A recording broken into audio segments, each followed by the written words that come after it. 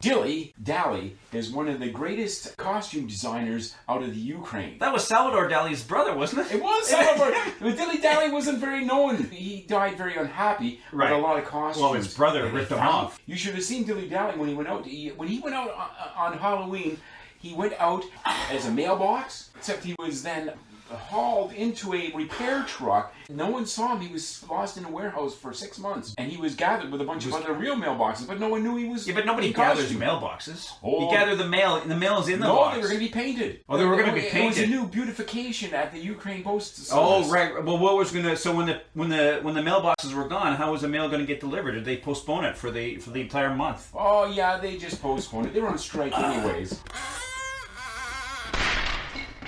I heard he went postal. Well, everyone was going postal anyways. That's right. No one could tell who was angry. No, I know. Everyone was angry and shooting. And it's not the Ukraine. It's Ukraine. Ukraine. Ukraine. You don't say, hey, have you been to the Ukraine? You say, I've been to Ukraine. Oh, did you go there once on vacation? No, you're missing the point. Did you get in trouble? Oh, you went to Ukraine. I didn't even go to Ukraine. You didn't? I'm just saying. Why are we talking about this then? Okay, what are you going to help me with this shelf? I'm always helping. Listen.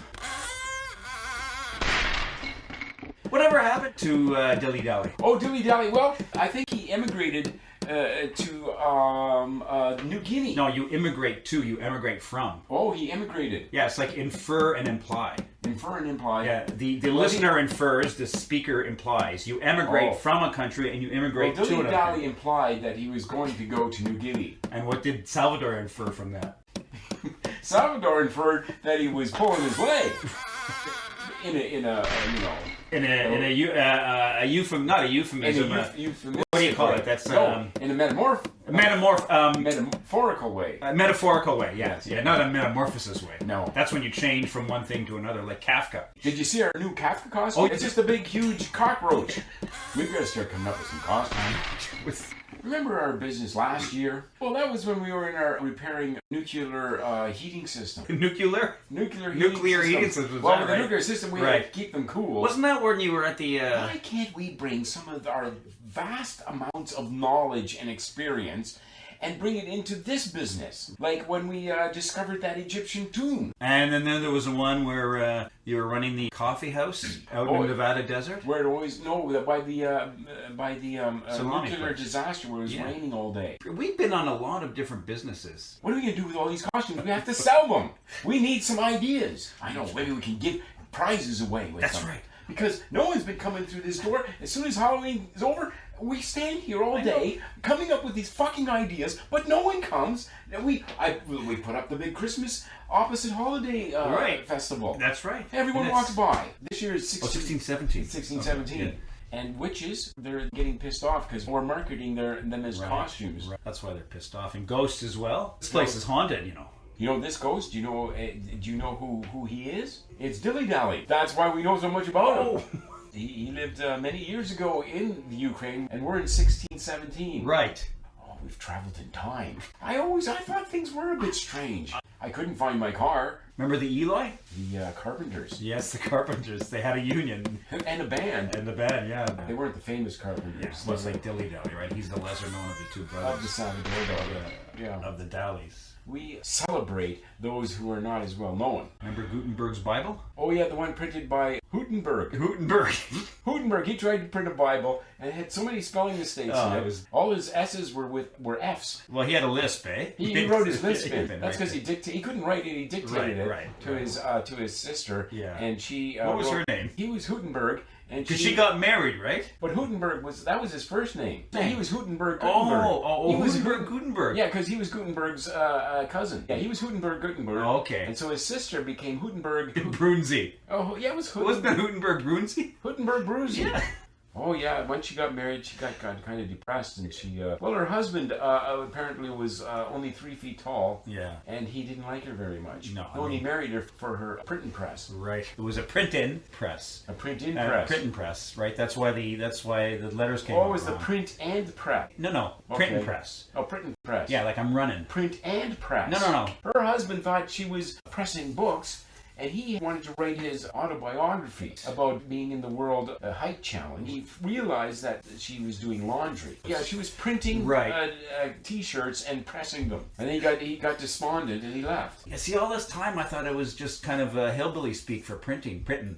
No, that had nothing to do with the Billies from the hills. Williams. Hill Willie. No, isn't Oh, those Billy? are the Hillbillies, not Hillbillies. The Hill Lawrences. There's not much known about the Hillaries. Hillaries were... they had a feud, didn't they, with the Hillbillies? Yeah, there was only about 10. They became despondent as well. They also wrote their book, and they got it pressed by Houghtonburg Brunsey.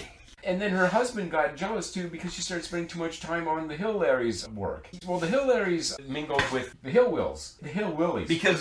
Because Billy's... Hillwillies. It always ended with a Y. Hillwillies.